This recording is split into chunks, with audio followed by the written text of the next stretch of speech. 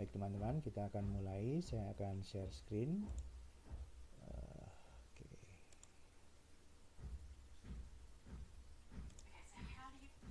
Silahkan yang ini. Oke, silahkan ke menti.com dulu dengan kode 30030473 ya.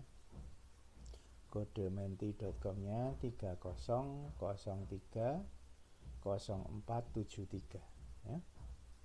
Oke. Silahkan ini dijawab dulu, apakah yang dimaksud dengan home pharmacy care ya, jawab secara singkat saja. Apakah di masa pandemi ini dapat dilakukan home pharmacy care? Nah, silahkan itu juga dijawab dulu ya. Apa yang dimaksud dengan home pharmacy care, kemudian apakah di masa pandemi ini dapat dilakukan kegiatan home pharmacy care? Oke, silahkan untuk dijawab ya. Menti.com kodenya 30030473.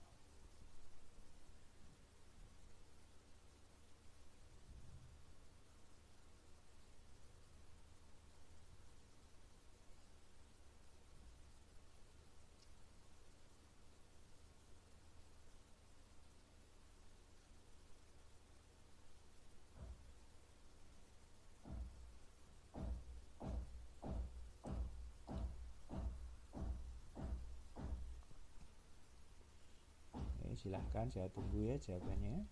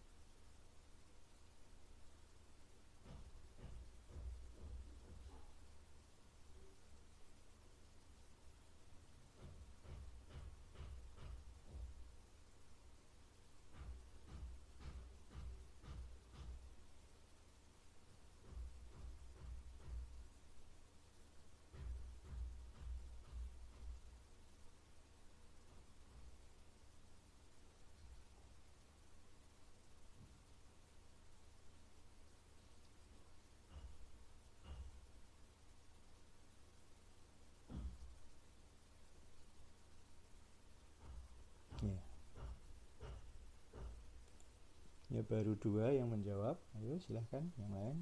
Sementara jawaban masih saya hidden. Silahkan menjawab dengan kata-kata sendiri ya. Oke, saya tunggu.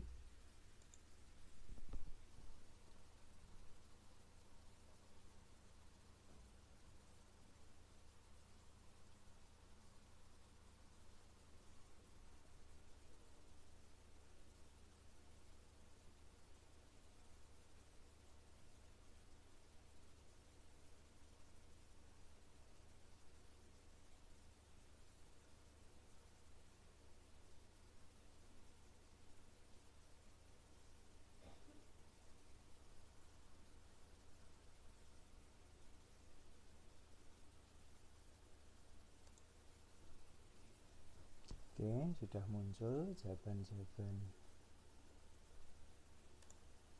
Ya, sudah muncul jawaban dari teman-teman. Sambil kita lihat dulu.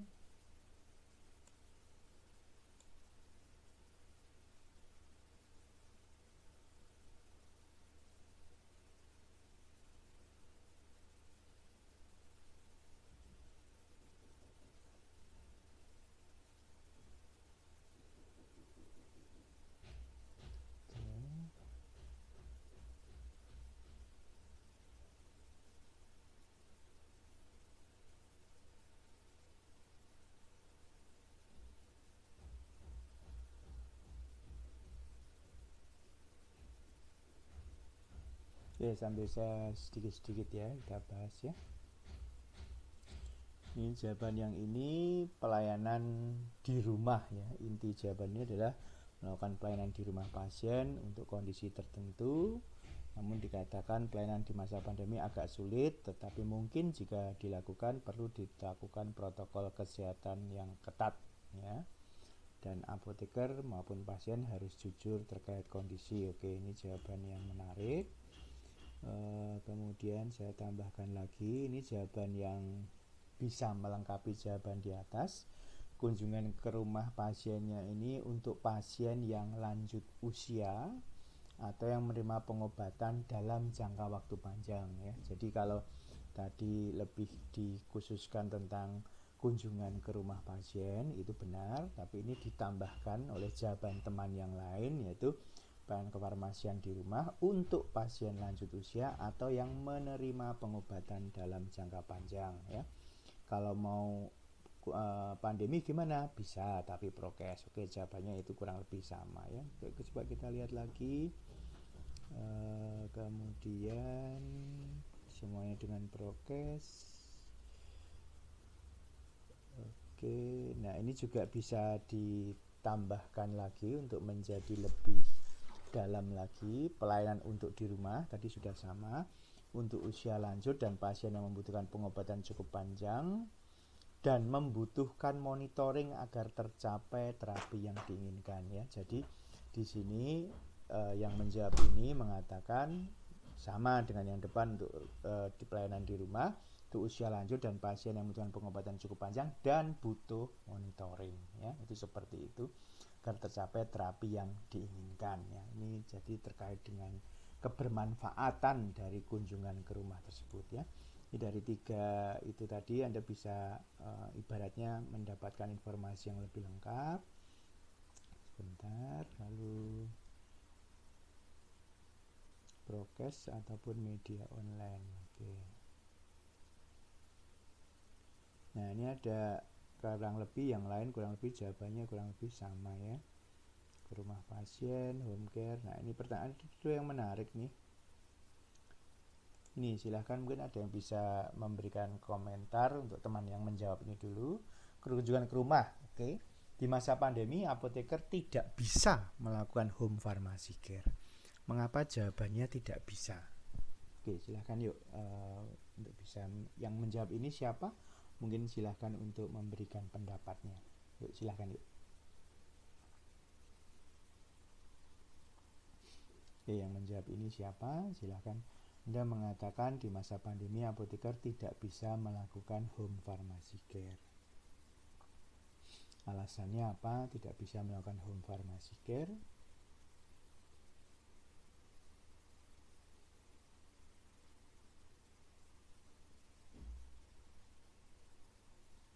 Silahkan.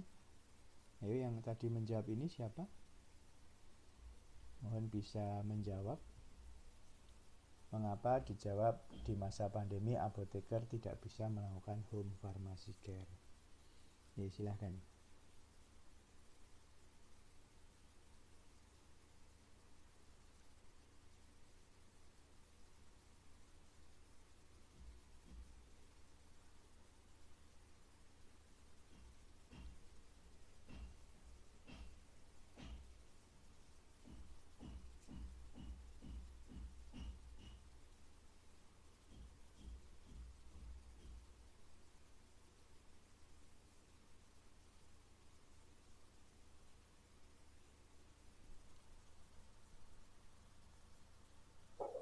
Pak, Ya, silahkan. mencoba memahami dari yang dibuat ini, mungkin yang membuat ini berpendapat pada saat kondisi pandemi begini itu mungkin sangat berisiko ya Pak. Jadi mungkin dia beranggapan lebih baik langsung menghindari atau mungkin dilakukan secara alternatif via telepon atau website seperti itu Pak. Jadi dia lebih baik sepertinya menghindari resiko yang dapat terjadi seperti itu Pak. Oke, baik. Terima kasih Mbak Immanuel untuk jawaban itu.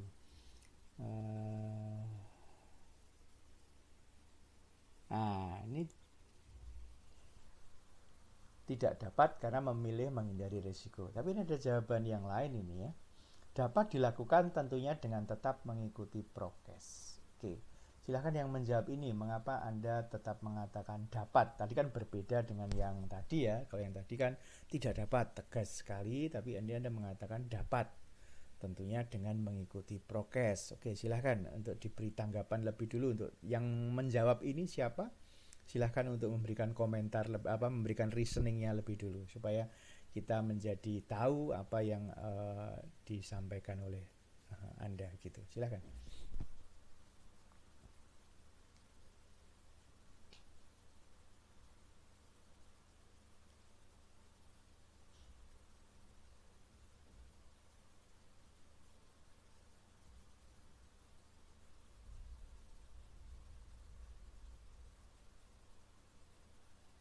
Ya, silahkan yuk. Yuk mulai jawab.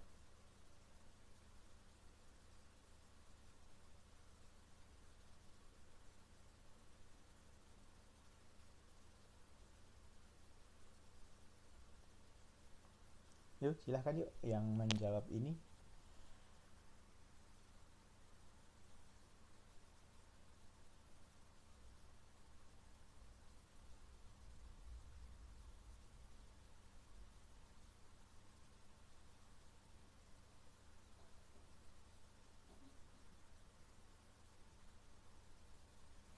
Mau bantu jawab, Pak. Oke, silahkan Mas Mungkin Eza. kalau yang dimaksud dengan menetap mengikuti prokes, mungkin waktu berkunjung ke tempat pasien mungkin baik dari kita atau dari kita mungkin menggunakan masker. Kemudian sampai di rumah pasien juga kita tetap menjaga jarak. Dan biasanya kan kalau waktu mungkin di rumah, kalau misalnya keluarganya banyak gitu, pas bisa mungkin kita fokusnya cukup antara kita dengan pasiennya, atau kalau mungkin pasiennya tua ya salah satu aja keluarganya seperti itu. Oke. Yakin dengan prokes ini tetap safety, baik untuk apoteker itu sendiri ataupun untuk pasien yang dikunjungi, sehingga tidak saling menularkan. Bagaimana pendapatnya? Mas Evan boleh atau yang lain silahkan. Kalau ini Silahkan mungkin Mas Evan. nyambung sama jawaban saya. Kalau misalnya jawaban saya tadi kan asal pasien dan apoteker saling jujur tentang kondisi. Oh. Nah, maksudnya itu sebelum dilakukan home care ini ditanya dulu terkait kondisi. Misalnya dalam orang rumah itu ada yang demam atau tidak, ada yang gejala batuk atau tidak, dan apakah ada yang melakukan perjalanan dari luar kota sebelumnya, seperti itu. Okay. Kemudian kan kalau misalnya di pelayanan kesehatan itu biasanya kalau kita tuh di rapid tiap berapa, pokoknya selalu melakukan rapid sebelum ke tempat dilakukannya home care seperti itu. Oke. Artinya ada kejujuran ya, dalam arti prokes tidak hanya dilakukan dengan mencuci tangan, memakai masker, menjaga jarak, tapi sebelumnya sudah ada upaya preventif dengan memberitahukan apakah Anda mengalami gejala batuk, apakah Anda demam, apakah Anda sebelum ini bepergian, begitu ya Mas Evan ya, maksudnya begitu ya, harus saling jujur ya. Iya Pak. Oke, baik, terima kasih Mas Evan. Nah ini ada yang menarik ini jawabannya ini. Yes.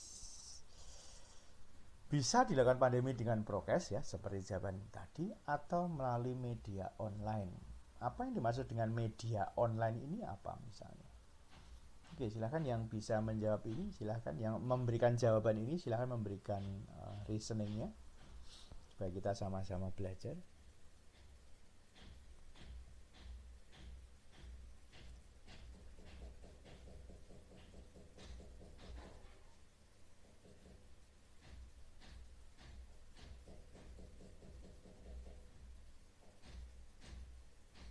Ya, silahkan yang menjawab ini memberikan respon. Yang dimaksud dengan melalui media online itu apa? Ya. Mas Julio mau jawab? Iya Pak, mau coba jawab Pak. Silahkan. Mungkin di sini maksudnya melalui media online mungkin bisa melalui video call atau Zoom atau media-media lainnya yang bisa digunakan gitu Pak. Cuman kendalanya kalau kayak gini tidak semua tempat bisa melakukan uh, pelayanan kesehatan khususnya untuk home pharmacy care ini melalui media online seperti itu, Pak. Karena ada beberapa tempat yang Kesulitan akses, pasiennya kesulitan akses yang internet. akses internetnya itu terbatas, Pak. Jadi ya mungkin melalui alternatif yang lainnya dengan tetap menjaga protokol kesehatan, boleh berkunjung ke rumah pasiennya, hanya protokol kesehatannya harus benar-benar diperhatikan seperti itu, Pak. Oke, baik, terima kasih. Oke. Mungkin ada pendapat lain, silakan. Bisa juga lewat online.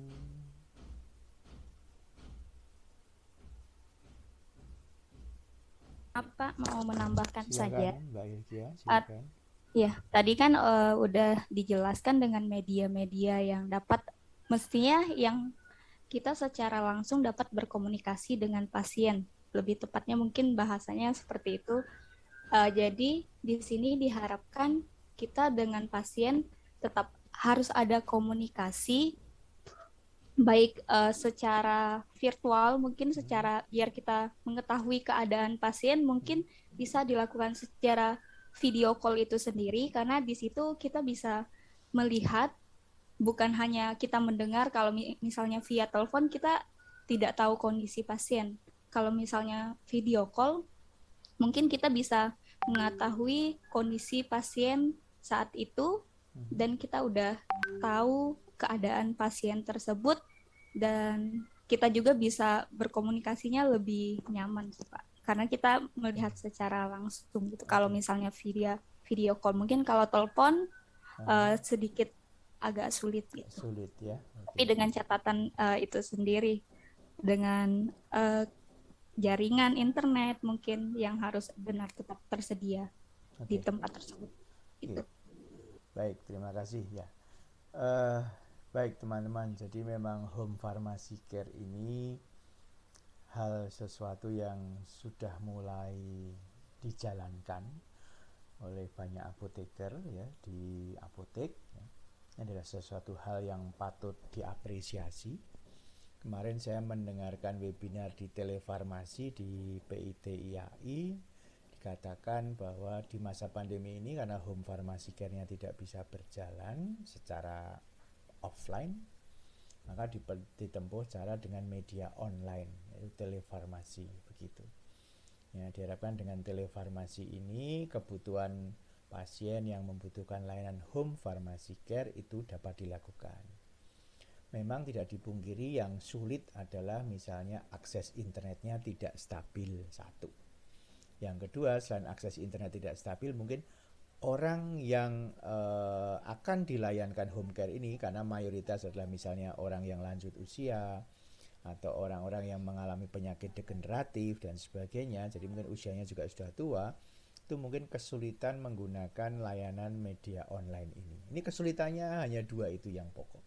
Tapi yang menarik adalah kalau kita membaca beberapa artikel publikasi terkait telefarmasi ini, momentum pandemi ini sekaligus membuat banyak orang menjadi beralih ke literasi teknologi informasi ini.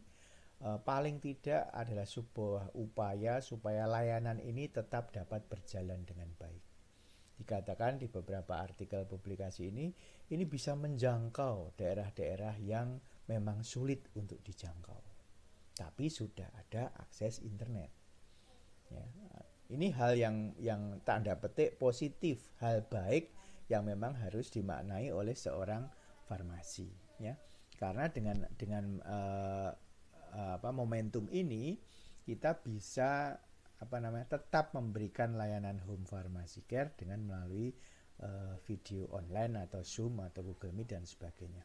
Bahkan kalau kemarin pada waktu sedang tinggi-tingginya kasus infeksi COVID ya, kurang lebih 1-2 bulan terakhir ini ya, belakangan ini, di grup WhatsApp itu ada sebuah layanan telemedicine, nyebutnya begitu. Nah, Anda mau telemedicine kalau Anda mengalami gejala COVID begitu, silahkan hubungi ini, nanti dengan membayar biaya tertentu mendapatkan layanan konsultasi melalui online melalui dokter. Setelah itu kalau dalam arti yang ke arah isolasi mandiri ya, entah OTG ataupun yang ringan ya, dalam arti misalnya merasa seperti itu lalu komunikasi, kemudian mendapatkan resep, lalu waktu resep itu mau dikirim, apotekernya memberikan layanan komunikasi juga melalui video online, lalu kemudian obat itu dikirim. Itu adalah menurut pendapat saya adalah sebuah upaya terobosan yang sangat bagus. Memang membayar itu jelas, tapi dari angka yang ditawarkan, uang yang ditawarkan menurut saya itu lebih baik membayar daripada kita misalnya pergi ke rumah sakit pada waktu itu sedang banyak-banyaknya orang yang mengalami infeksi COVID sehingga kita menjadi tidak bisa mematuhi prokes 5M ya. Saya rasa ini hal yang baik. Nah, momentum di slide ini adalah yang ingin saya sampaikan kepada teman-teman ya.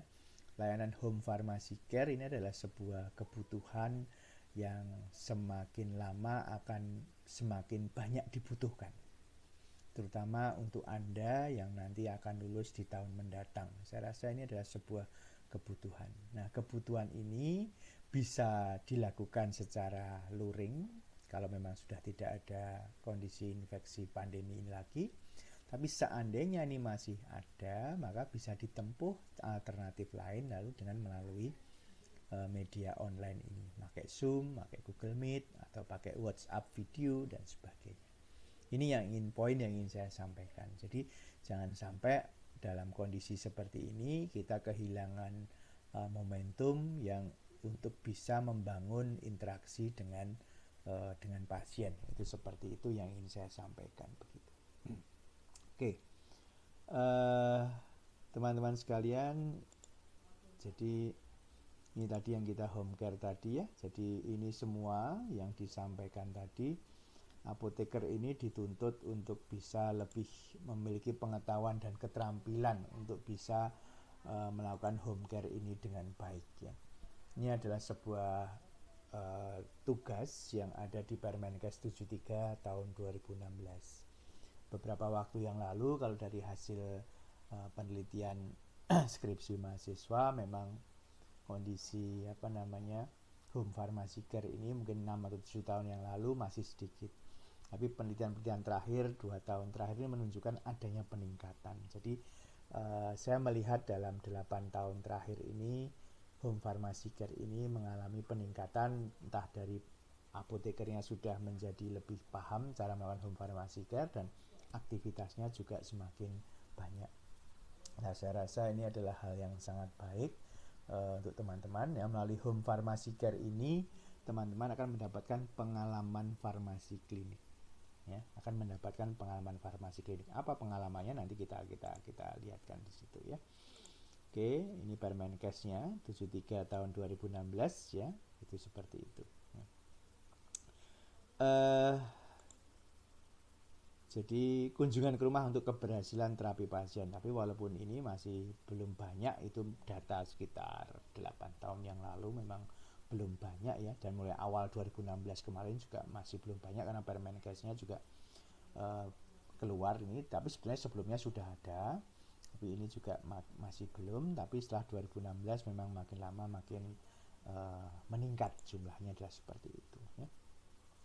Yang penting adalah kita tahu tujuannya, ada pendampingan pasien oleh apoteker untuk mendukung efektivitas, keamanan, dan kesinambungan pengobatan. Tolong perhatikan kata kesinambungan pengobatan ini ya. Kesinambungan pengobatan ini mengandung arti bahwa banyak terapi itu gagal karena pasien itu tidak patuh dalam menggunakan obat. Banyak yang terjadi adalah seperti itu ya. Lalu kemudian diharapkan dengan adanya home pharmacy care ini terwujud komitmen, keterlibatan, dan kemandirian pasien dan keluarga dalam penggunaan obat dan atau alat kesehatan yang tepat ya.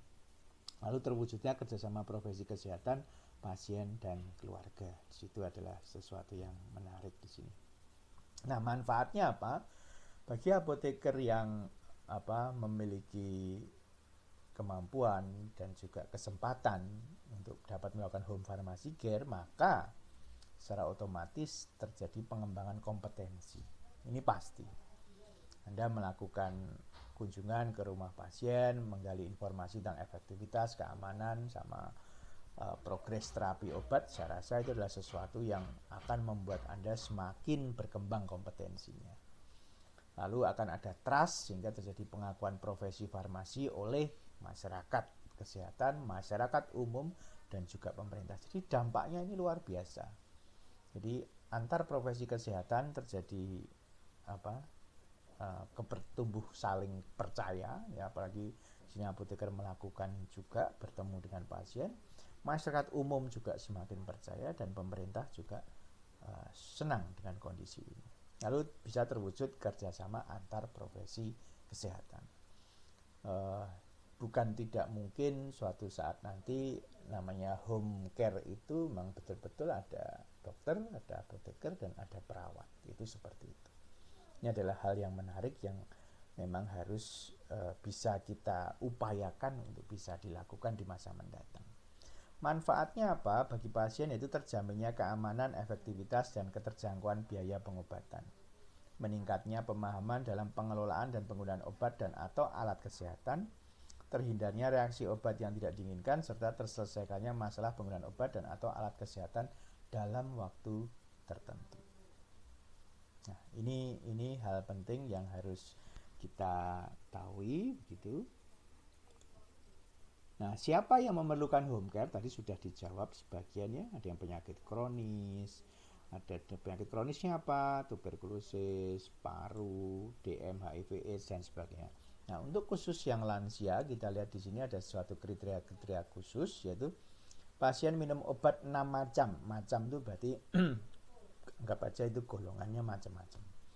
Lalu pasien minum obat 12 atau lebih setiap hari, 12 obat. Lalu atau pasien minum salah satu dari 20 macam obat yang telah diidentifikasi tidak sesuai dengan geriatri, itu ada daftar listnya. Lalu pasien dengan 6 macam diagnosis atau lebih. Nah, kita bisa bayangkan ya, pasien penyakit kronis dengan minum obat yang sangat banyak, itu kan kadang timbul sebuah kebosanan, ya. Sehingga masalah ketidakpatuhan adalah sesuatu yang sering terjadi. Itu seperti itu. Oke. Nah, sekarang kita masuk lagi ke menti lagi ya. Kita masuk ke menti lagi. Oke. Nah, sekarang silahkan dijawab dulu. Apabila Anda sebagai apoteker dalam melakukan home pharmacy care, bahwa pasien ternyata nggak patuh minum obat, ya, apa yang akan Anda lakukan? Oke, silahkan untuk mulai dijawab. Ya.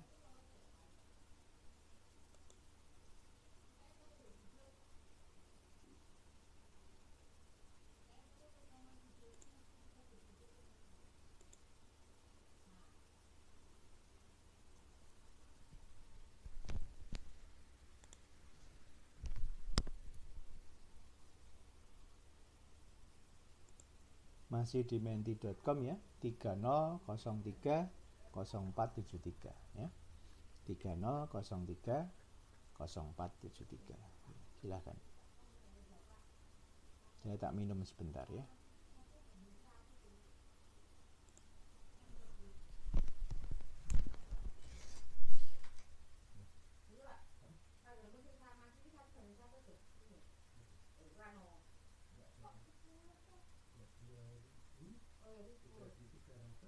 Ya, tapi yang termasuk 2000. HP ku ndi ya? Tak melu webinar di bawah. Apa? Aku ora melu. Oh, ya. Ceritanya kakusan. Ya, pengalaman mama ki tuku online lagi. Baru kali. Baru tuku online ya baru kakusan ini. Kan biasanya nganggo link seperti itu juga mama tuku sing kae, nggo sing bocor apa tikus rayap iki ora apa-apa. Iki wae wonge nakam.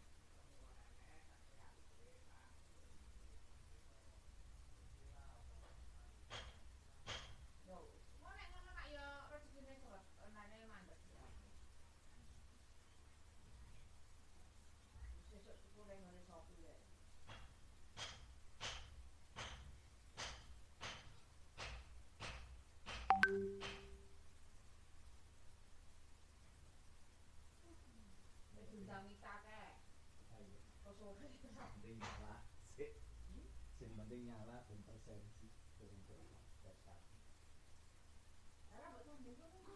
Kenapa cek mulu? Gini apa sih kok orang? Hah?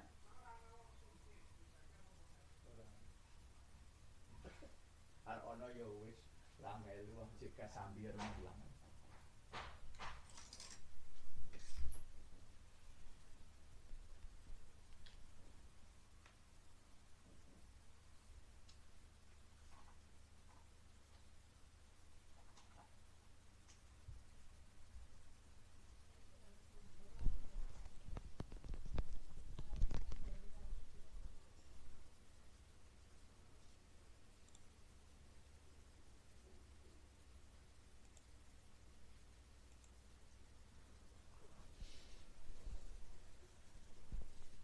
Oke, sudah ada 22 jawabannya. Oke, kita silahkan bagi yang belum menjawab dijawab lagi. Saya coba membaca.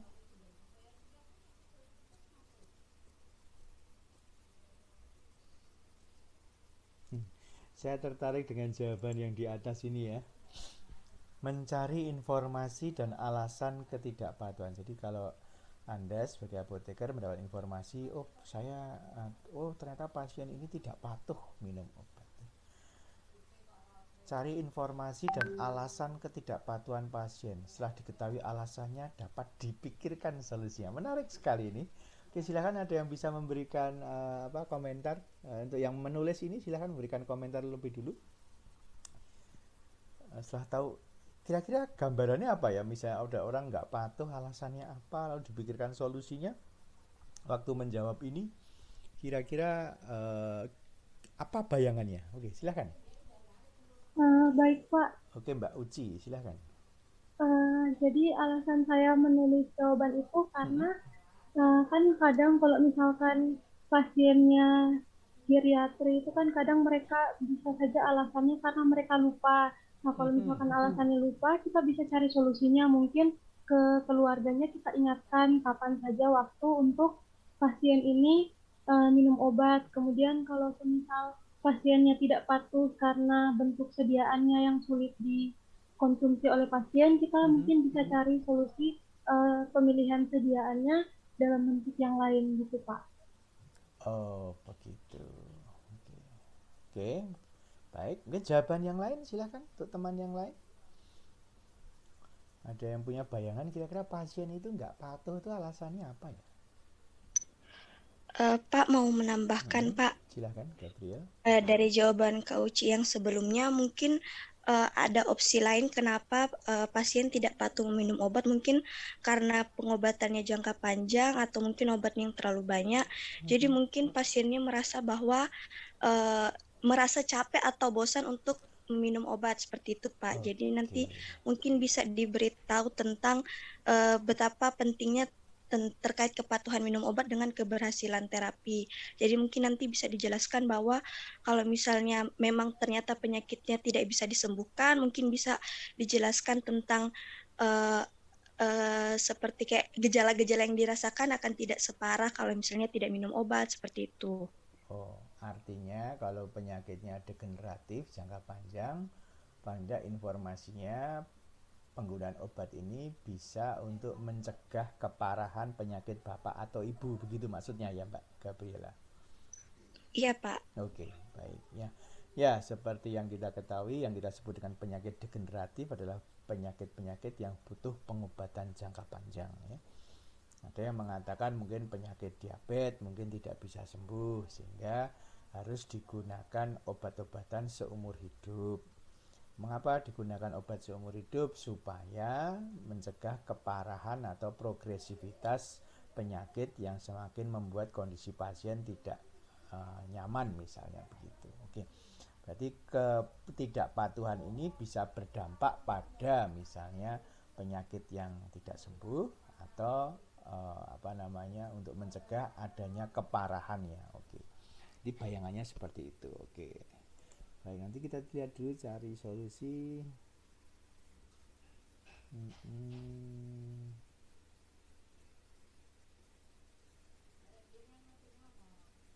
Ini sudah tanya. Oke, ya ini menarik nih. Tanya, mengapa tidak patuh minum obat? Apakah ada kendala atau kesulitan dalam minum obat sehingga tidak patuh? Memberikan solusi apabila ada kendala, memberikan pengertian kepada pasien bahwa kepatuhan minum obat penting untuk keberhasilan terapi. Nah, ini maksudnya kira-kira kendala atau kesulitan dalam minum obat sehingga tidak patuh itu apa ya? Kira-kira loh. Menurut bayangan teman-teman itu dan sebagai apoteker terus menjumpai pasien itu nggak patuh, dia jawab ada kendala atau kesulitan dalam minum obat. Apa kira-kira kendala atau kesulitan dalam minum obat itu? Yuk silakan. Yang menjawab ini silakan bisa memberikan gambarannya tentang jawaban Anda itu. Oke, silakan.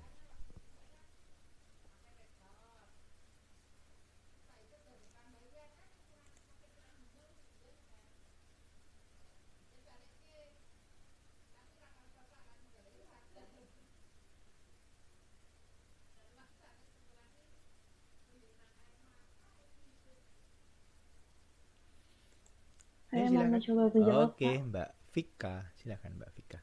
Jadi mungkin kendalanya karena ini kan pasien home care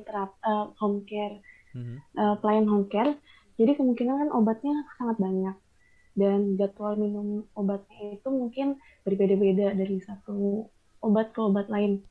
Jadi mungkin kendalanya adalah pasien itu sering lupa mana obat yang dia perlu minum pada pagi hari, terus jadwalnya itu apa-apa saja, dan karena banyak itu pasien mungkin merasa bosan juga, dan juga dia lupa sehingga pasien tidak patuh. Nah, bisa disarankan solusi, yaitu mungkin bisa apoteker bisa menyarankan untuk keluarga untuk membuat seperti macam kotak obat seperti itu. Jadi misalnya obat ini diminum pada pagi hari, terus obat yang mana yang perlu diminum pada siang hari. Jadi pasien dapat terkontrol pengobatannya seperti itu, Pak, kalau dari saya. Oke, baik, terima kasih untuk jawabannya Mbak Vika. Oke, ada kesulitan ya jelas ini.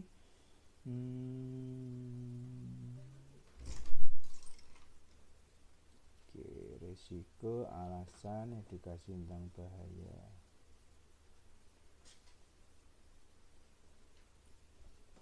Ya, ini mungkin satu penjawab lagi. Memberikan edukasi tentang bahaya jika pasien tidak patuh minum obat. Apakah bisa diberikan contoh ya? Kira-kira ada pasien tidak meminum obat apa ya, sehingga itu ada risiko bahayanya. Silakan yang menjawab ini bisa memberikan informasi. Silakan. Ya baik Pak. Silakan Yosita. Iya Pak. Jadi menurut saya contohnya bisa jika pasien itu memiliki salah satunya penyakit DM. Oke. Jika pasien tidak minum obat secara teratur, tentu saja kadar gula darahnya tidak bisa terkontrol. Itu pasti akan membuat pasien kondisinya tidak stabil. Kadang bisa lemas, kadang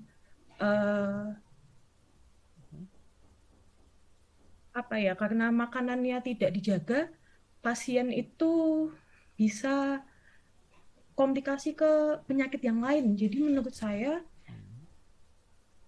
saat pasien enggan untuk patuh minum obat itu perlu diberikan wawasan bahwa untuk konsumsi obat ini itu mencegah hal-hal buruk yang akan terjadi gitu Pak. Karena kalau kadar gula darah pasien ini terlalu tinggi, terus amit-amitnya pasien dalam keadaan emergensi harus dibawa ke rumah sakit, tentu saja di rumah sakit tidak bisa langsung diberikan pertolongan yang yang kalau dibandingkan dengan saat gula darah pasien itu di angka stabil, pasti ada penanganan yang jauh lebih cepat gitu, karena kan bahaya gula darahnya gitu Pak, menurut saya begitu.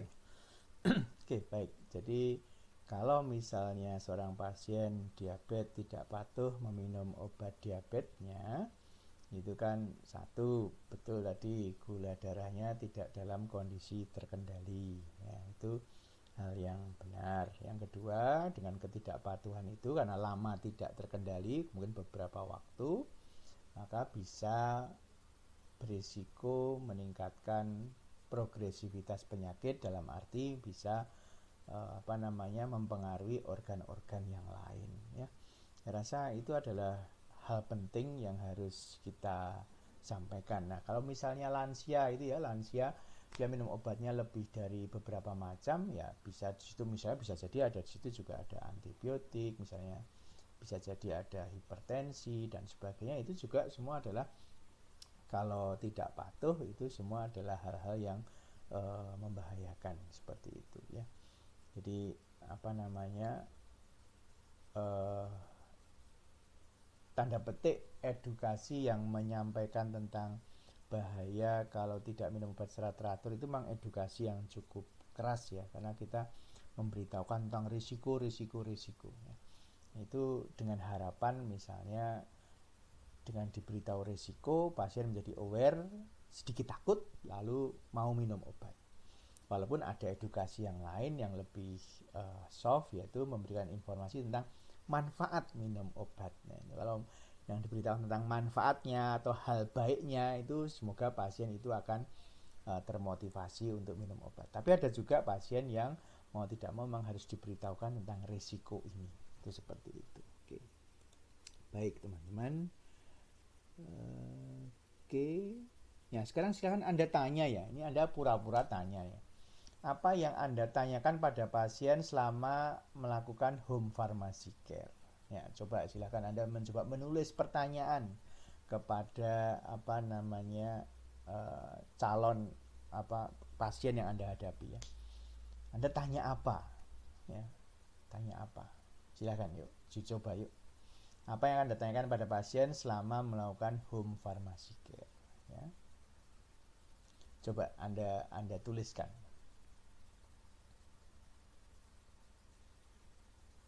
Apa yang akan Anda tanyakan? Sebagai contoh misalnya, apakah obat ini sudah diminum? Nah, itu contoh pertanyaan seperti itu, ya. Cobalah memberikan pertanyaan dengan menggunakan kalimat tanya, gitu ya, seperti itu. Silahkan dicoba.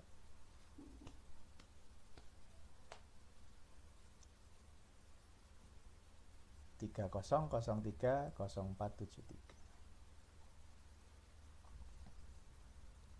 Oke. Ya, silahkan lagi kalau ada mau nulis lagi. Bagaimana kondisi Bapak Ibu saat mengonsumsi obat ini? Apakah kondisi semakin membaik? Oke. Silahkan, ada lagi yang mau menulis?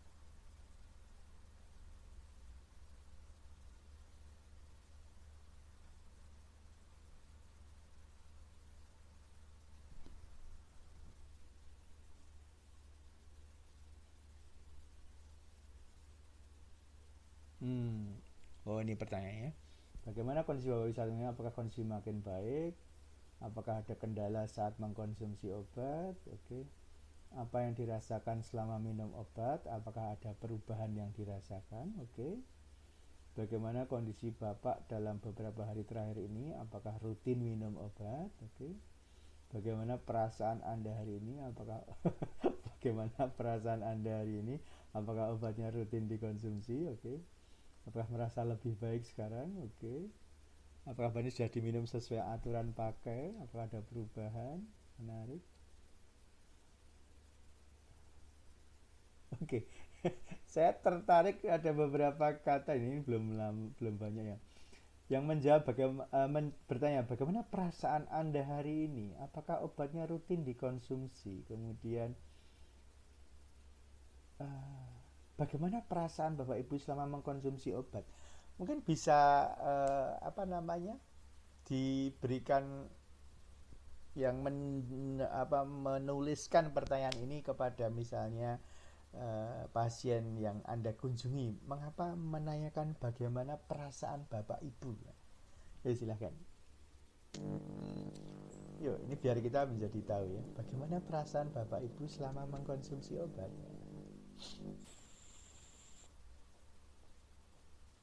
Silahkan yang mau menjawab.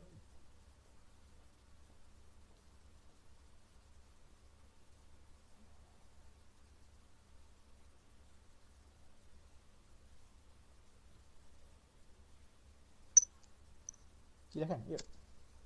Halo Pak, saya mau Oke, mencoba menjawab Gabriela, Pak. silahkan. Ini mirip dengan jawaban saya Pak tentang perasaan pasien selama mengkonsumsi obat. Jadi menurut saya kenapa kita juga harus concern terhadap hal ini karena kalau misalnya kita bisa dapat beberapa opsi jawaban dari pasien selama dia minum obat, mungkin ada yang bakal jawab, oh saya senang-senang aja minum obat ini, penyakit saya keluhan saya menjadi berkurang. Nah, itu kita bisa memberikan apresiasi kepada pasiennya. Jadi, pasiennya bisa lebih semangat lagi untuk minum obat seperti itu. Tapi kalau misalnya mungkin pasiennya ada keluh kesah, nah di situ mungkin pasiennya akan mengeluarkan unek-uneknya. Sebenarnya saya kayak gini, Mbak, saya udah mulai capek minum obat atau saya bosan minum obat atau misalnya ketidaknyamanan pasien dalam mengkonsumsi obat seperti itu, Pak. Nah, mungkin itu nanti di situ kita bisa mencarikan solusi atau bisa memberikan semangat kepada pasien kita biar dia bisa lebih patuh untuk mengkonsumsi obatnya seperti itu, Pak. Oke, berarti Anda masuk ke apa ya? Cara bertanya yang tidak saintifik dulu ya. Jadi cerita bagaimana rasanya Bapak Ibu mengkonsumsi obat ini. Oh, saya senang, atau wah saya kok merasa susah karena kok gejalanya nggak sembuh-sembuh. Begitu ya maksudnya ya Mbak Gabriela ya. Iya, Dengan Pak. kondisi sehari-hari ya. Oke. Ya, ini saya rasa jawaban Mbak Gabriela ini menarik ya. Tapi kalau tidak dijawab ini jadi kita juga bingung. Bagaimana perasaan Bapak Ibu? Kenapa kok bertanya perasaan? Ya, saya rasa yang disampaikan Mbak Gabriela ini sebagai sebuah tips and trick ya. Tips and trick artinya kalau melakukan kunjungan ke pasien itu memang kita inginnya itu kan menggali permasalahan tentang penggunaan obat misalnya seperti menggali permasalahan penggunaan obat. Nah, kalau kita langsung bertanya untuk hal-hal yang sifatnya saintifik ya, Bapak Ibu minumnya sudah sesuai aturan belum atau apa itu, atau apa namanya obatnya ini obat apa ya Bu, apakah Ibu tahu, kan kesannya ilmiah sekali ya. Tapi dengan mengatakan gimana rasanya Bu minum obat-obatan ini, apakah lebih nyaman, apakah tidak menyenangkan, atau apa yang mau dikemukakan lah, ini sebuah pendekatan yang sangat bagus ya. Saya punya pengalaman membimbing mahasiswa untuk melakukan home pharmacy care dalam menyusun modul untuk home pharmacy care ini.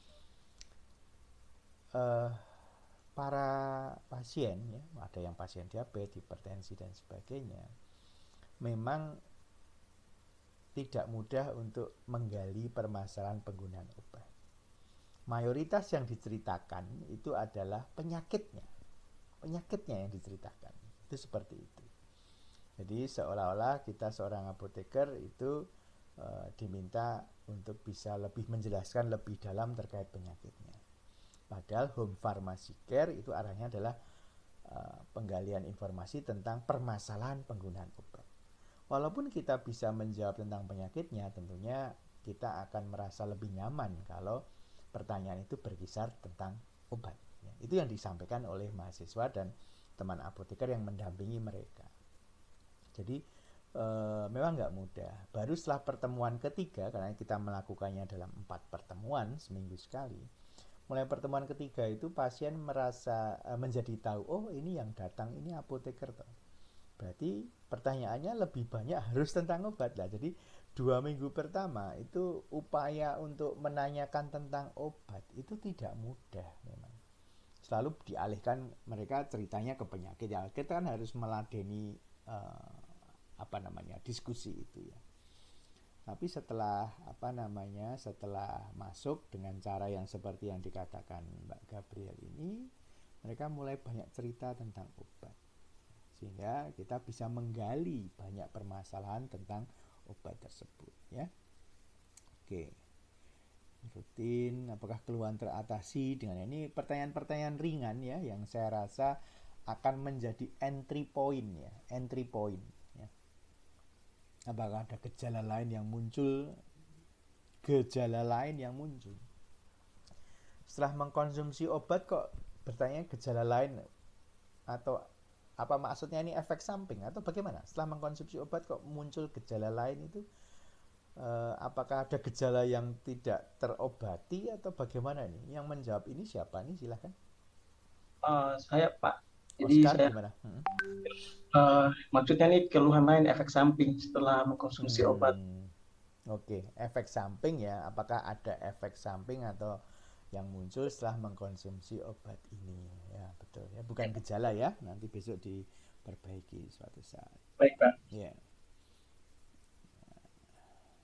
Kalau ini beda, apakah ada gejala lain yang mengganggu? Ini juga tadi mungkin apakah efek samping atau lain. Apa Anda rasakan setelah minum obat ini ada keluhan, efek samping? Bagaimana kondisinya sekarang? Wah, ini ilmiah sekali nih. Bagaimana kondisinya sekarang? Apakah ada yang perlu didiskusikan? Oke, ini gimana nih kira-kira nih? Pertanyaannya ilmiah sekali ya. Silahkan, apa bayangan yang menulis pertanyaan ini waktu menjawab slide ini? Yuk silahkan yuk. Bagaimana kondisinya sekarang? Apakah ada yang perlu didiskusikan? Yuk silahkan yuk. Ini menarik ini yang dijawab ini. Baik Pak, selamat pagi. Ya, selamat pagi. Ya. Jadi kenapa saya bertanya seperti ini? Karena saya berpikir setelah pasien yang mengkonsumsi obat mungkin ada kondisi lain yang dia rasakan. Apakah mungkin membaik atau enggak bisa memburuk. Nah, kemudian untuk pertanyaan apakah ada yang perlu didiskusikan, saya ingin biar pasiennya sendiri yang mengungkapkan apa yang ia rasakan seperti itu, Pak. Mungkin bahasanya bukan didiskusikan ya. Apakah ada yang akan disampaikan kan begitu ya? Oh iya Pak. Ya, jadi kita bertemu dengan masyarakat secara umum, kita ceritanya yang ringan-ringan aja ya, ringan tapi hasilnya ilmiah ya. Oke, saya setuju dengan yang disampaikan. Oke. Pak. Bagaimana keadaan ibu setelah minum obat? Bagaimana kondisi seminggu ini? Apakah sudah membaik? Oke, ini lumayan ini. Nah, jadi setelah dia minum cukup panjang, apakah sudah membaik? Nah, di sini juga bisa nanti timbul pertanyaan. Tapi saya nggak teratur minumnya lah. Ini ketahuan masalah ketidakpatuhan ya. Jadi pertanyaan bagaimana kondisi selama seminggu ini setelah minum obat? Apakah sudah membaik? Nah, ini di sini pertanyaan ini akan menimbulkan banyak jawaban ya. Jadi pengalaman saya kalau bertanya tentang ini, ya seminggu ini sudah membaik. Terus kita bertanya teratur tiap hari sesuai aturan. Lah itu Pak, kadang nggak teratur ya, kadang lupa lah. Ini mereka lupa tapi mengatakan dirinya sudah membaik. Nah ini harus kita ini sebuah problem kan berarti. Terus lalu kita berusaha masuk untuk mengetahui apa yang terjadi lebih jauh terkait problem masalah lupa ini tadi. Apakah lupanya itu sering, apakah lupanya karena kondisi tertentu saja, atau ada hal apa yang membuat dia lupa. Ini penting ya. Kesulitan, kondisi apa gejala lain yang timbul setelah minum obat. Apakah ada efek samping yang dirasakan? Ya, jadi pada intinya pertanyaan-pertanyaan ini arahnya adalah setelah mendapatkan obat, apakah mereka mendapatkan manfaat? Itu kata kuncinya itu pertanyaan. Jadi pertanyaannya ke arah kira-kira dia dapat manfaat nggak ya? Apakah dia mengalami risiko efek samping? Kira-kira ada problem lain enggak kira-kira? Apakah dia mengalami kesulitan penggunaan? Misalnya itu adalah special device. Ingat di praktikum PIO, mungkin 1 semester atau 2 semester yang lalu, Anda kan diajari untuk special device. Karena apa? Karena kadang seseorang menjadi tidak patuh karena ribet ini pakainya alatnya. Males ini. Nah ini bisa juga memicu sebuah ketidakpatuhan. Sehingga pertanyaan-pertanyaan ini kaitannya ke situ ya. Ini kita memang pembahasannya melebar ya, tidak fokus pada pertanyaan ini saja ya. apakah ada efek lain? Konsumsi obat tidak boleh kasih. Ini rasa badannya setelah minum obat apakah ada perubahan? Nah, oke.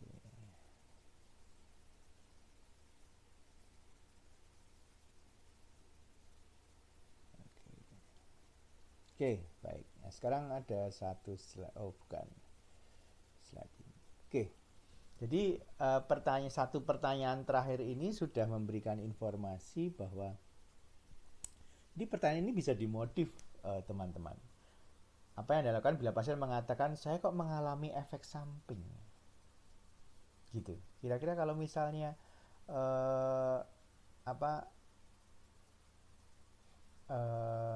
mengalami efek samping, kira-kira apa yang akan Anda lakukan? Misalnya ada pasien bercerita pada Anda, saya kok mengalami efek samping ya penggunaan obat ini. Lo tahu dari mana? Saya melihat melihat beberapa pertanyaan itu seperti itu.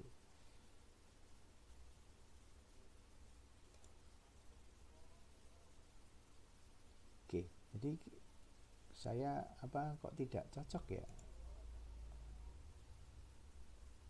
Sebentar, ini kok jawabannya kok macam-macam.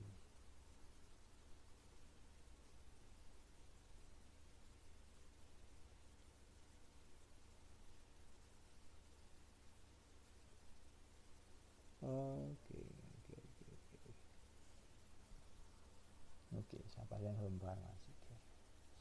Oke, berarti ini ada gangguan di slide-nya ini.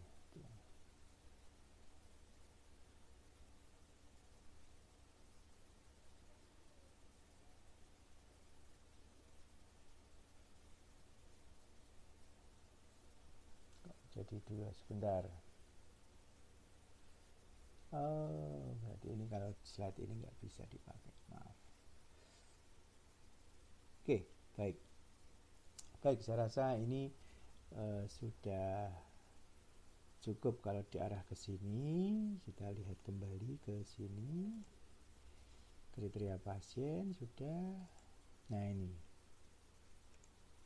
Kita masuk ke tahapan ya, tahapan melaksanakan home pharmacy care ya. Tahapan. Teman-teman sekalian, tadi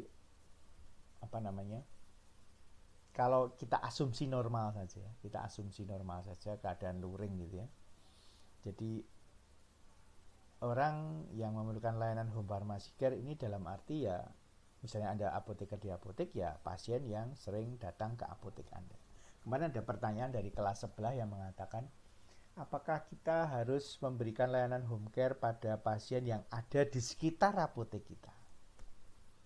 Nah, saya jawab, kalau pasien-pasien yang memenuhi kriteria home care, tetapi itu tidak datang sebagai pasien Anda, bagaimana cara Anda melakukan perjanjian dengan pasien tersebut bahwa Anda akan melakukan home care? Karena pasien yang Anda datangi untuk dilakukan home care itu tentunya pasien yang sudah mengenal Anda sebagai apoteker dan mungkin sudah sering datang ke apotek tersebut. Ya, itu adalah itu. Jadi ini kok ada pasien yang rutin minum obat ya. Ternyata setelah diobrolkan, oh dia minum obatnya lebih dari macam 6, udah tua lagi ya. Udah tua terus tinggal sendiri di rumah. Wah, ini memenuhi kriteria home care ini.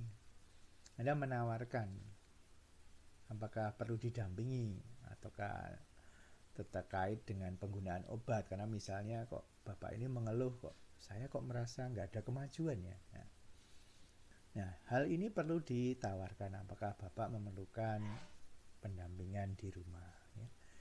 Jadi kalau misalnya iya, itu kan berarti ada kesepakatan ya. Setelah ada kesepakatan, lalu ada inform consent, lalu kalau memang perlu mengajak tenaga kesehatan lain, silahkan ajak ya. Lalu buat rencananya, Anda akan melakukan pelayanannya kapan, pertanyaannya apa, dan sebagainya. Itu seperti itu. Apa yang ditulis di tahapan pelaksanaan home care ini sama persis dengan yang dilakukan oleh salah seorang alumni Anda, kakak kelas Anda. Pasien yang sering datang ke apotek itu sering datang terus dia melihat, oh Bapak A ini sakit diabetes dan hipertensi, dan tidak hanya itu, dia pernah stroke juga, lalu obatnya cukup banyak. Dia menawarkan, Pak, minum obat sekian banyak ini bingung apa enggak? Lu kadang bingung, Bu. Apa mau saya datang ke rumah untuk ngobrol tentang penggunaan obat? Oh begitu, oh ya boleh, Bu. Nah, setelah itu datengin, terus ngobrol-ngobrol dan sebagainya, akhirnya menjadi tahu mengapa Bapak ini merasa saya kok penyakitnya kok kayaknya gini-gini aja ya, kok enggak selesai-selesai ya. Banyak orang kan mikir kalau minum obat terus itu kan apa enggak bahaya misalnya gitu. Akhirnya itu bisa dijelaskan, lalu malah secara rutin alumni ini, kakak kelas Anda ini datang ke pasien tersebut. Dan berapa tahun yang lalu saya bertemu dengan alumni ini, dia punya pasien home care itu 10 orang. Menarik memang, 10 orang. Dia semakin paham karena dia banyak kan pasiennya ada diabetes, maka dia menjadi sangat paham tentang penyakit diabetes tersebut ya. Berikut obat-obatannya. Hingga dari cerita yang ada di tahapan pelaksanaan home care ini, saya rasa adalah suatu hal yang benar bahwa harus ada perjanjian, harus ada rencana. Ya, obrolan di hari pertama dengan hari kedua, hari ketiga, pertemuan ketiga, keempat dan seterusnya biasanya berbeda dan selalu mengarah pada pemahaman yang semakin mendalam ya. Dikatakan oleh kakak kelas Anda ini, kalau mereka itu sudah paham terkait obatnya dan sudah mengenali tentang penyakitnya dengan baik ya, maka dia akan tahu kapan saatnya saya harus kontrol lagi ke dokter, entah kontrol rutin atau kontrol tertentu yang dia merasa dia membutuhkan. Kapan dia harus telepon apoteker atau bertanya ke apotek terkait dengan penggunaan obat, sehingga akhirnya dia bisa memanage dirinya sendiri terkait penyakitnya dan terkait obatnya.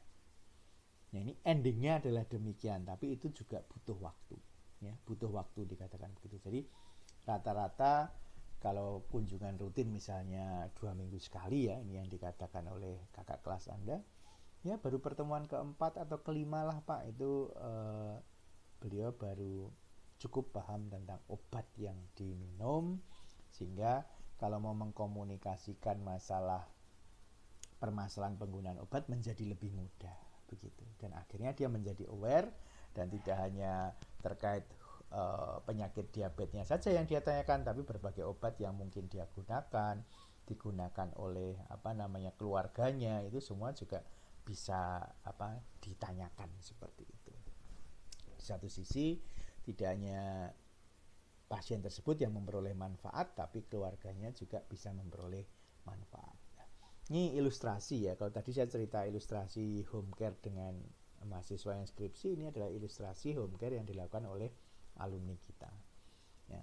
Jadi saya rasa salah satu cara supaya teman-teman apoteker itu nanti Anda 1 tahun lagi lulus jadi apoteker, Anda memiliki pengalaman farmasi klinik ya, ini sesuatu yang luar biasa. Memang saat ini kemarin ada yang bertanya, ada apresiasinya enggak Pak? Waduh, ini menarik ini ya. Ada apresiasinya enggak? Memang dari organisasi profesi sudah diatur untuk layanan home care ini bisa mengutip jasa profesi sekian rupiah ya, ada aturannya itu. Tapi saya tidak tahu persis apakah itu semua sudah terlaksana dengan baik atau tidak. Kalau mendengar cerita dari para apoteker yang para penggiat home care ini, saat ini mereka memang rata-rata sebagian besar tidak memperoleh bayaran. Tapi ada juga apoteker yang mendapatkan jasa profesi, walaupun tidak ngarani jumlahnya berapa. Nah ini menarik ya, ini menarik teman-teman semua. Untuk yang rata-rata memang semua tidak mengarah pada jasa profesi, karena kita menyadari betul upaya home pharmacy care ini belum secara serentak terjadi. semua masih dalam taraf memulai, masih dalam taraf belajar. Jujur aja itu nggak mudah, sehingga mungkin karena itulah mereka para apoteker yang aktif dalam home care ini, mereka cenderung untuk lebih banyak mencari pengalaman ya, dengan bertemu dengan pasien, sehingga dia akan mendapatkan feedback dari pasiennya, dia belajar lagi, dia bertemu lagi dengan pasien, makin lama makin mahir dan makin paham tentang cara memberikan home pharmacy care. Sehingga memang yang dicari bukan jasa profesinya. Nah, statement saya ini mengapa saya katakan demikian? Suatu saat nanti apabila teman-teman itu memiliki apotek dan berminat untuk melakukan tindak lanjut untuk pasien-pasien yang memerlukan home pharmacy care, saya rasa yang penting kita berikan dulu pelayanan dengan baik. Itu kata kuncinya. Kalau kita bisa memberikan pelayanan dengan baik, yakinlah yang namanya jasa profesi itu nanti akan mengalir dengan sendirinya. Mungkin hari ini belum, mungkin saya ya yang sudah lama lulus hari ini memang belum melihat jasa profesi untuk home pharmacy care ini banyak dibicarakan. Mungkin juga masih limited edition ya, sedikit. Tapi dalam sekian tahun mendatang, saya rasa kalau ini semua apoteker melakukan dengan baik dan masyarakat mendapatkan manfaat, saya rasa ini sebuah proses konseling ya sebetulnya. Sebuah proses konseling di mana apoteker datang ke rumah, terjadi interaksi antara apoteker dan pasien. Pasien menceritakan tentang penggunaan obatnya dan pasti di situ diketemukan problem. Ada problem lalu ada solusi, lalu dari solusi itulah akan membentuk sebuah care plan untuk dia. Nah, ini hal yang penting yang harus kita ketahui bersama ya. Sehingga saya menghimbau untuk teman-teman yang 1 tahun lagi akan lulus apoteker ya, Anda harus bekerja keras untuk ini. Dengan semakin Anda bertemu dengan pasien, itu nanti kompetensi Anda pasti akan meningkat dengan tajam, luar biasa pasti. Katakanlah seminggu sekali saja atau 2 minggu sekali Anda bisa melakukan home pharmacy care, Anda nanti dapat kira-kira 5 atau 6 pertemuan, Anda sudah akan merasa pengetahuannya akan berbeda dengan beberapa bulan yang lalu. Apalagi kalau sudah ada variasi jumlah pasien, variasi penyakitnya dan sebagainya. Itu pasti Anda akan mendapatkan banyak banyak pengalaman dan otomatis kompetensi Anda akan meningkat. Nah, itu seperti itu. Oke.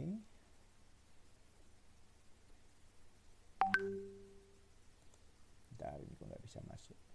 Ya, ini contoh form untuk home care, ini contoh saja. Ini dibuat sendiri boleh ya.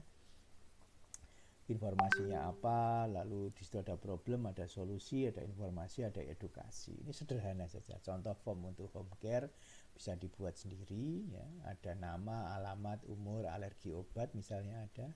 Lalu keluhannya apa, gejala, ESO, interaksi, obat yang digunakan, dosis regimen, kepatuhan, lifestyle. Nah, hasil uji lab itu adalah data-data yang dieksplor ya. Jadi dengan mengeksplor data-data itu nanti Anda akan mengetahui apa sih problem penggunaan obat ini bagi pasien tersebut. Lalu ada solusi. Dari solusi itu ada tindak lanjut. Ada tindak lanjut yang bisa dilakukan sendiri oleh apoteker, ada yang harus ditindaklanjuti bersama tenaga kesehatan lain ya. Ini adalah hal penting yang harus kita ketahui seperti itu. Kalau ini yang di Permenkes ya, Permenkes 73, cuman tanggal kunjungan sama catatan pelayanan seperti apa ya. Jadi yang tadi menurut saya lebih lengkap ya. Anda bisa memvariasi, tapi yang dituntut di Permenkes itu sederhana ya, cuman 2 kolom, tanggal sama pelayanannya apa yang diberikan. Nah, jenis layanannya apa? Jenis layanannya ternyata banyak ya. Ada assessment masalah yang berhubungan dengan pengobatan, identifikasi kepatuhan dan kesepahaman terapeutik, penyediaan obat dan atau alat kesehatan, pendampingan pengelolaan obat, cara pemakaian obat asma, insulin, evaluasi penggunaan alat bantu pengobatan, konsultasi masalah obat, ya. Malah ada yang menulis konsultasi kesehatan secara umum, dan masih banyak lagi ya. Itu ya jenis-jenis pelayanan home care yang dilakukan ya. Ya, ini ada kalau kita bisa berkolaborasi ya dengan tenaga kesehatan lain, itu adalah sesuatu hal yang sangat bagus, walaupun bariernya mungkin banyak ya, dari sisi keilmuan, komunikasi ya, terus kompetensi, kemampuan memahami satu sama lain, itu adalah barrier-barrier yang mungkin ada ya. Lalu end user, jadi kalau Anda mendapatkan user yang sekarang itu sudah melek teknologi, itu sangat bagus karena bisa menggunakan smartphone-nya untuk mengakses informasi tentang obat. Tapi kalau misalnya di daerah yang lebih pinggir dan mungkin mereka juga tidak terlalu suka membaca artikel-artikel kesehatan walaupun punya smartphone, nah ini juga sebuah barrier ya, sebuah kendala. Kalau dia bisa menggunakan teknologi yang dia pegang, itu adalah sesuatu yang sangat bagus seperti itu ya. Oke, begitu saya rasa untuk teman-teman, untuk untuk sekilas informasi tentang home pharmacy care ini ya. Sebentar ya, jadi semoga informasi singkat ini bisa memberikan Anda gambaran tentang bagaimana kita itu akan melakukan home care nanti di suatu saat nanti. Sengaja ini kita berikan dengan variasi-variasi tanya jawab supaya teman-teman akan menjadi lebih paham lagi. Itu seperti itu.